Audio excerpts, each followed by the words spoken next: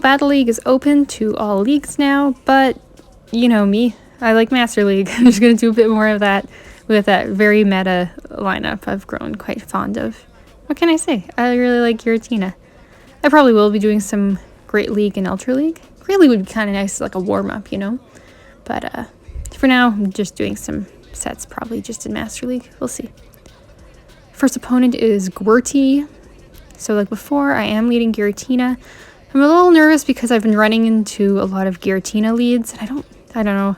I feel okay in that mirror, but I don't love it. But here, it's a Melmetal, so I'm fine.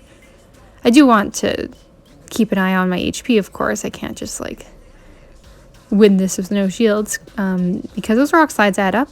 But I know that if he's not switching out, there's probably, like, a reason for that. I don't know. It's hard to totally predict what your opponent is doing, because you also want to assume optimal play from your opponent, but sometimes that's not what happens. So here he does switch to Dragonite to catch that Ominous Wind, which is actually fine with me. I would much rather if that Dragonite caught a Shadow Ball, but whatever. Switch to Dialga. I know this has to be a Dragon Claw, which will do a chunk of damage, but not too much. My Dialga is still pretty full health, so I feel safe enough just tanking that one. And Dragon Breathing it down. I don't know how close he was to another Dragon Claw there, but maybe kind of close. Here, I should have just done an Iron Head, because then I might have been able to get to another one. You'll see that the switch clock wasn't up, so here I'm just kind of like, I don't know. It would have been nice to make him burn both shields. And maybe I wouldn't have been able to, but, you know, it was worth trying to do what I can. This is going to be a Rock Wrecker, probably, is what I'm thinking, and that's going to wreck me. So I'm shielding that, especially because I know his whole team now, and I know that I want my Giratina to stay in the game. He's very good at these switches to catch Ominous Winds. Here I'm switching to Metagross just at the right time, so I'm pretty sure this is going to be a Rock Slide, which is nice. That kind of saves me a shield. So probably what's going to happen next is that he'll go for a Superpower, and then maybe another Superpower, or a Superpower and then switch out to Rhyperior. That's kind of what I'm thinking right now. But I do know it'll probably be a Superpower. I know how much that's going to do to me. I do manage to hit a Meteor Mash. So if he doesn't shield it, then he wants to, yes, he doesn't shield it, so that means he kind of wants to see what he can do with the Rhyperior now. I can't take all that many Mud Slaps, so unfortunately I don't get to another Meteor Mash. So now, two fairly low health Pokemon, each with one shield. He's got, like, those pretty hard-hitting Mud Slaps, so this is actually feeling kind of close. I'm a little nervous. This time it would be pretty nice if I got an Ominous Wind boost, but I don't. Thankfully, you know, I wonder if he just kept farming. Because here, by choosing to do a Rock Wrecker, knowing that I have a shield, that he like lost a turn, right? Because that means that in that situation he chose to do Rock Wrecker instead of another Mud Slap. I don't know the way that turns work well enough to say for sure. And I guess I had enough HP, but I don't know. That could have been pretty bad for me. It's pretty close at the end there. I probably should have been more careful about those Ominous Winds just landing on whatever. But I don't know. It turned out okay. I'm not speeding up these battles just because I kind of want to, I don't know, think about them more closely. I don't want to talk super fast and have a long day, you know. I guess it is taking kind of a while in comparison to before to find opponents, but I'm also on Wi-Fi in a shitty building, so I don't know what I can blame. So now I'm getting paired with someone almost 100 points higher than me, which is like, I don't know, the way I saw it was that if I lose, I'm not going to lose that many rating points from it. If I win, that'll be cool. Whatever it's going to happen, it's going to be a fun battle. So here's another Melmetal lead. Again, I'm feeling okay about this. I have been trying to not throw my charge moves right away in this kind of a situation, just because sometimes you do get those sneaky switches. and I don't want to end up like throwing a Shadow Ball at a Snorlax or something like that, because that's just such a waste of energy that definitely could have come into play later on in the game. I was hoping he would shield that one, just because I'd been building up energy, but I don't know, this guy knows how to battle, so he doesn't shield. There's another Rock Slide. I don't super actually love how my HP is looking here. Here, I do a Shadow Ball, but I actually really regret it. Or I regretted it a lot at the moment. It turned out okay. Thankfully, he doesn't even get another move, but at the time I was kind of like, it probably was a better play to do Ominous Wind. That's probably why I didn't shield, but it turned out okay for me. Here, I decided I'd like to keep Switch Advantage, so I just keep the Giratina in, and I'm going to let it faint out. I do get to hit an Ominous Wind, which is nice, because now that Dialga is, like, it's got some energy, but it's also a little bit lower than it would be otherwise, so I don't mind that. I think sometimes I do let myself get farmed down, maybe a bit too much, but sometimes keeping Switch Advantage really does count for a lot, so I don't know. It's a weird trade-off. Here, I'm not sure what this is, but I'm going to shield it. I wasn't doing a great job of counting the Dragon Breaths, and also, like, that little bit of lag there kind of threw me off. Now does a switch. See, okay, normally what I would do there, past Peggy would probably have just done the Meteor Mash, because it's still going to hit pretty hard, but current day Peggy is like, you know what, I probably will be able to use those Meteor Mashes later. I'm just going to save those. Hard to say. I think Meteor Mash might have actually been a decent play, but it probably would have gotten blocked. So it's kind of nice that I got to save that energy. And then here, Dialga's Dragon Breaths, which aren't blocked because they're fast moves, are doing a lot of work. Okay, you know what? I'm at peace. I'm at peace with that decision. Cool. I like working out this kind of thing. Here, I'm trying to just farm down. Thankfully, goes for Ominous Wind here. He probably, I don't think he would have made it. Maybe. He might have made it to Shadow Ball. Let's see. 1, 2. Yeah, he got the boost there, which is scary for me, but thankfully he didn't have a charge move ready to do right there. Now there's this Dialga with a shield, then my Metagross that has a lot of energy. So first I do Meteor Mash, because I know there's no way I can win if I don't do a Meteor Mash first. And then I risk it. I go for another one here. I know that Meteor Mash still does a lot of damage to Dialga, even when resisted, but I couldn't remember exactly how much. Thankfully, it's like just enough. Actually, you know what? I'm gonna just stop recording to check exactly how much it is. Okay, it turns out it does 59 damage. That's actually pretty great. That's a good thing to know. You can take out a third of Dialga's health just with a Meteor Mash. So often Earthquake is a nice nuke, especially like if you're towards the end of the game. That's very satisfying. But if you have to land a Meteor Mash, or if you think you're just baiting, it's like, I don't know. It's pretty nice to be able to take down a little bit of Dialga like that. So that was pretty satisfying. So this next game that's coming up was actually a loss. I went 4-1 this set, so I'm looking forward to rewatching this one now, just to kind of see what happened. It's against Ripperly. And again, another opponent rating way above mine, but like, you know, it's fun. Pretty low stakes, I guess. So, okay, got the Kyogre lead. Here, I know I have to count waterfalls because I do not want to get hit by a blizzard. He switches out right away to Dialga. I switch right away to Metagross. I've become pretty comfortable with like this kind of switch. But again, I still need to be better about counting these Iron Heads because, or not these Iron Heads, to count these Dragon Breaths to see if he'll do a Iron Head or not. Because I think sometimes I'm probably blocking when I know I'm okay. And it would be really nice to not do that anymore, to save my shields. And the thing too is I don't actually have to count Dragon Breaths. I could just know where I'm going to be at in my Meteor Mash energy level, roughly. Or count Bold Punches, I guess, makes more sense. I don't know. Anyways, here I'm pretty sure this is an Iron Head, so I let it go. Do my Meteor Mash, and as we just checked, it actually does a lot to Dialga, which is cool. See, it gets knocked out. as you would expect. He goes to Kyogre, and then, see, this is, I think, was where I made a mistake, because I just let it farm me down. Now, usually, when I do that, I think it's okay, because I like to, yeah, I like to keep switch advantage, but I think that was a big mistake, because I think having even that little HP on a Metagross could have been, like, super useful later on if it turned out Togekiss, let's just say, showed up.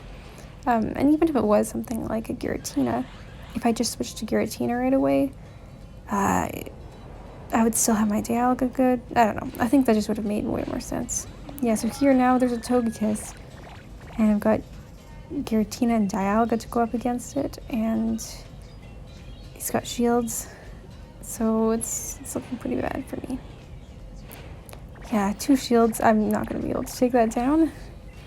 Ugh, so even with just the Metagross, I don't think I would have been able to do too much, but it would have been something. The idea being that I would get in a bunch of bullet punches to kind of farm down some HP. You can see it right now, Dragon Breath's not doing anything. And if I hit a Meteor Mash, then that would get rid of a shield. So however I got that lined up, I think it could have been a lot better than it is here now. Flamethrower is neutral against Dialga, does a lot. This Iron Head, I may as well not have swiped the bubbles. Obviously it's going to get shield. And I just can't keep up with Charm here. So that's it. That's GG. So I guess the main... Well, okay, yeah, it's not GG. Now it's GG. Whatever.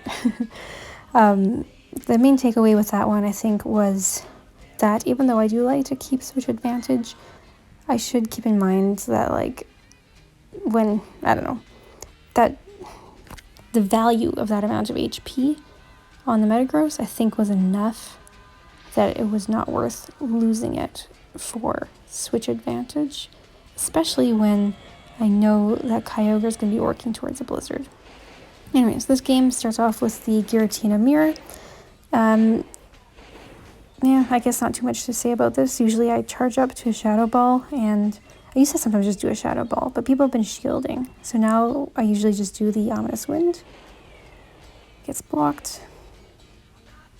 Now, because his Giratina is better than mine, I do have 100% one, by the way. I just don't have it double moved, just because I had a stupid moveset on it, and I wanted to, for like a raid thing, and I wanted to save GMs. Whatever. Anyways, I should really double move that one and make this one just like a weird Dragon Pulse one or something like that.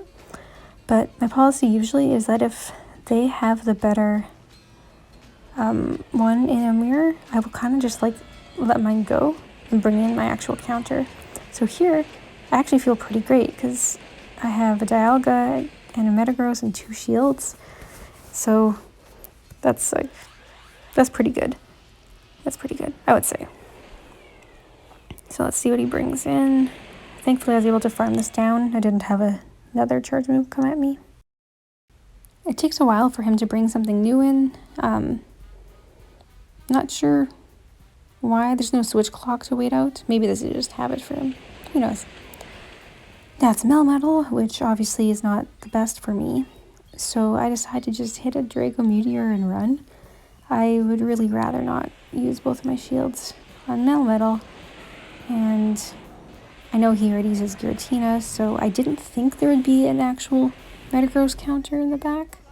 I guess Kyogre could have been plausible, but anyways, it's Darkrai. This is definitely bad news for Metagross, but it's pretty frail. That Meteor Mash did a lot. It only barely got it Dark Pulse off. So, like, it was like one bullet punch away from not being able to do it. So, that's nice. And now I just have to take care of that Melmetal. This is going to be a superpower, but I'm not worried about it. Even if he has 2 superpowers, like, stacked up, because of the effect of it, it won't be enough to knock me out. And because of that one superpower, his defense dropped enough that I'm feeling a-okay about just going for the Meteor Mash instead of farming a little bit longer to try to get the Earthquake. I'm not sure if I really have like a takeaway from that one. I think I just kind of played that mostly well. The Giratina mirror strategy, where if mine is worse, I just like sacrifice. I don't know if that actually makes a lot of sense, but worked here. I'll have to think about it in like the long term, I guess. Just a lot of like mind reading involved, I guess, too. So this is Bazinga. I'm guessing that's what that 8 means. My last match of the set. He leads Metagross, which is fine for me. Switches out right away to Rhyperior. Here, I actually wasn't totally sure what I wanted to do, but I go for Dialga just because Metagross is more clearly a Dialga counter, and so it made a lot more sense to like align things this way, if that makes sense. Here, I thought this was...